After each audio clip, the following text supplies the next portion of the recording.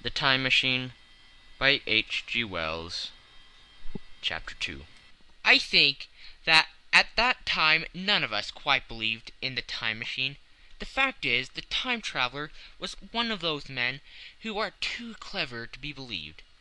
You never felt that you saw all round him. You always suspected some subtle reserve, some ingenuity in ambush behind his lucid frankness. Had Philby shown the model and explained the matter in the time traveller's words, we should have shown him far less skepticism, for we should have perceived his motives. A pork butcher could understand Philby, but the time traveller had more than a touch of whim among his elements, and we distrusted him. Things that would have made the frame of a less clever man seemed tricks in his hands. It is a mistake to do things too easily. The serious people who took him seriously never felt quite sure of his department. They were somehow aware that trusting their reputations for judgment with him was like furnishing a nursery with eggshell china.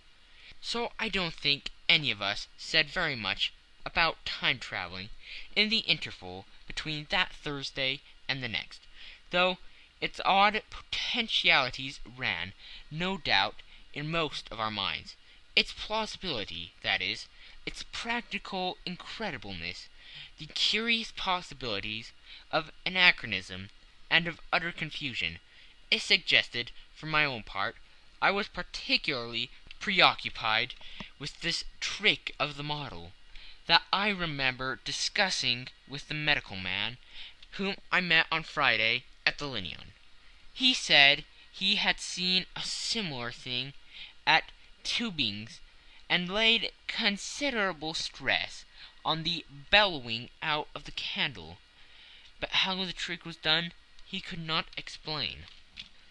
The next Thursday I went again to Richmond. I suppose I was one of the time traveller's most constant guests, and arriving late, found 4 or 5 men already assembled in his drawing-room. The medical man was standing before the fire, with a sheet of paper in one hand and his watch in the other. I looked round for the time traveller, and "It's 7:30 now," said the medical man. "I suppose we'd better have dinner." "Where's—" said I, naming our host. "You've just come. It's rather odd. He's unavoidably detained. He asks me in this note to lead off with dinner at 7 if he's not back. Says he'll explain when he comes." "It seems a pity to let the dinner spoil," said the editor of the well-known delay paper, and thereupon the doctor rang the bell. The psychologist was the only person besides the doctor and myself who had attended the previous dinner. The other men were blank. The editor, aforementioned, a certain journalist, and another, a quite shy man with a beard, whom I didn't know, and who, as far as my observation went, never opened his mouth all the evening. There was some speculation at the dinner table about the time traveller's absence, and I suggested time travelling in a half jocular spirit. The editor wanted that explained to him. The psychologist volunteered a wooden account of the ingenious paradox we had witnessed that day week. He was in the midst of his exposition when the door from the corridor opened slowly and without noise. I was facing the door and saw it first. "Hello!" I said. "At last!" And the door opened wider, and the time traveller stood before us. I gave a cry of surprise. "Good heavens! Man, what's the matter?" cried the medical man, who saw him next, and the whole tableful turned towards the door. He was in an amazing plight. His coat was dusty and dirty, and smeared with green down the sleeves. His hair disordered, and, as it seemed to me, grayer, either with dust or dirt, because its colour had actually faded. His face was ghastly pale. His chin had a brown cut on it, a cut half healed. His expression was haggard and drawn, as if by intense suffering. For a moment he hesitated in the doorway, as if he had been dazzled by the light. Then he came into the room. He walked with just such a limp as I have seen in foot-store tramps. We stared at him in silence, expecting him to speak. He said not a word, but came painfully to the table, and made a motion towards the wine. The editor filled a glass of champagne, and pushed it towards him. He drained it, and it seemed to do him good, for he looked round the table, and the ghost of his old smile flickered across his face. "What on earth have you been up to, man?" said the doctor. The time traveller did not seem to hear. "Don't let me disturb you," he said, with a certain flattery articulation. "I'm all right." He stopped, held out his glass for more, and took it off at a draught. "That's good," he said. His eyes grew brighter, and a faint color came into his cheeks. His glance flickered over our faces with a certain dull approval, and then went round the warm and comfortable room. Then he spoke again, still as it were feeling his way among his words.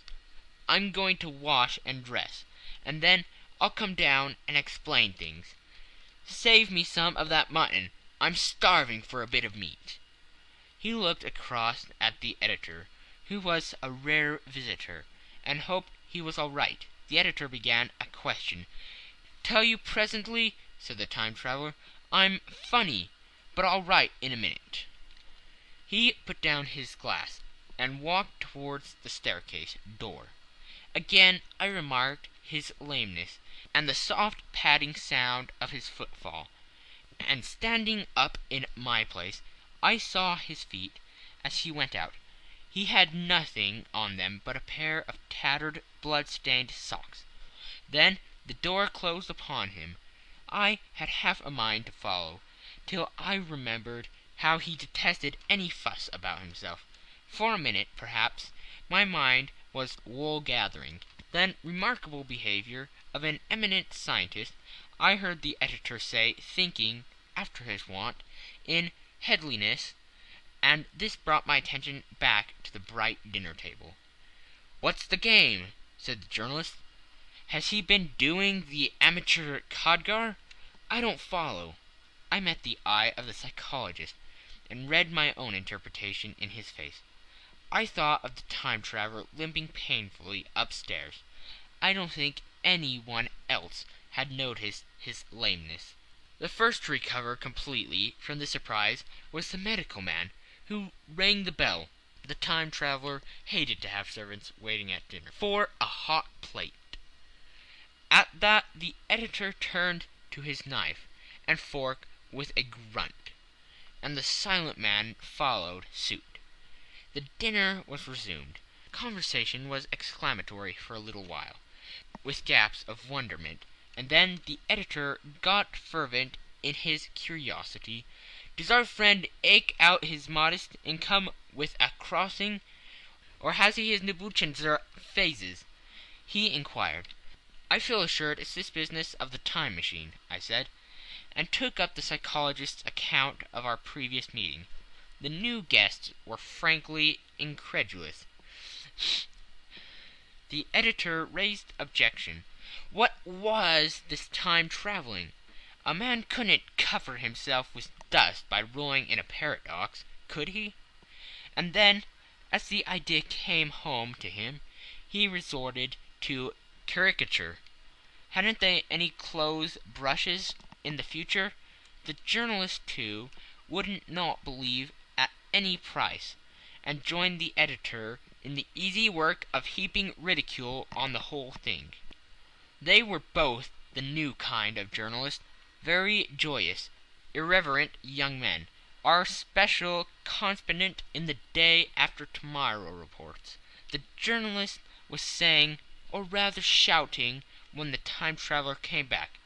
He was dressed in ordinary evening clothes, and nothing save his haggard look remained of the change that had startled me. "I say," said the editor, hilarious, "these chaps here say you have been travelling into the middle of next week. Tell us all about the little Roseberry, will you? What will you take for the lot?" The Time Traveller came to the place reserved for him without a word. He smiled quietly in his old way. "Where's my mutton?" he said. "What a treat it is to stick for into meat again." "Story!" cried the editor. "Story be damned," said the Time Traveller. "I want something to eat. I won't say a word until I get some pepton into my arteries. Thanks. And the salt." "One word," said I. "Have you been time travelling?" "Yes," said the Time Traveller, with his mouth full, nodding his head. "I'd give a shilling a line for a verbatim note," said the editor. The Time Traveller pushed his glass toward the Silent Man and rang it with his fingernail, at which the Silent Man, who had been staring at his face, started convulsively and poured him wine. The rest of the dinner was uncomfortable. For my own part, sudden questions kept on rising to my lips, and I dare say it was the same with the others. The journalist tried to relieve the tension by telling anecdotes of Hetty Potter. The Time Traveller devoted his attention to his dinner, and displayed the appetite of a tramp. The medical man smoked a cigarette, and watched the Time Traveller through his eyelashes. The Silent Man seemed even more clumsy than usual, and drank champagne with regularity and determination out of sheer nervousness. At last the Time Traveller pushed his plate away and looked round us. "I suppose I must apologize," he said. "I was simply starving. I've had a most amazing time." He reached out his hand for a cigar, cut the end. "But come into the smoking room. It's too long a story to tell over greasy plates." And ringing the bell in passing, he led the way into the adjoining room. "You have told Blank and Dash and Chose about the machine?" he said to me, leaning back in his easy chair and naming the 3 new guests. "But the thing's a mere paradox," said the editor. "I can't argue tonight. I don't mind telling you the story, but I can't argue. I will," he went on, "tell you the story of what has happened to me, if you like, but you must refrain from interruptions. I want to tell it badly. Most of it will sound like lying. So be it. It's true, every word of it. All the same, I was in my laboratory at 4 o'clock, and since then I've lived 8 days, such days as no human being ever lived before. I'm nearly worn out, but I shan't sleep till I told this thing over to you. Then I shall go to bed. But no interruption. Is it agreed?" "Agreed," said the editor, and the rest of us echoed, "Agreed." And with that the Time Traveller began his story, as I have set it forth. He sat back in his chair at first and spoke like a weary man. Afterwards he got more animated in writing it down. I feel, with only too much keenness, the inadequacy of pen and ink, and, above all, my own inadequacy to express its quality. You read, I will suppose, attentively enough, but you cannot see the speaker's white, sincere face in the bright circle of the little lamp, nor hear the intonation of his voice.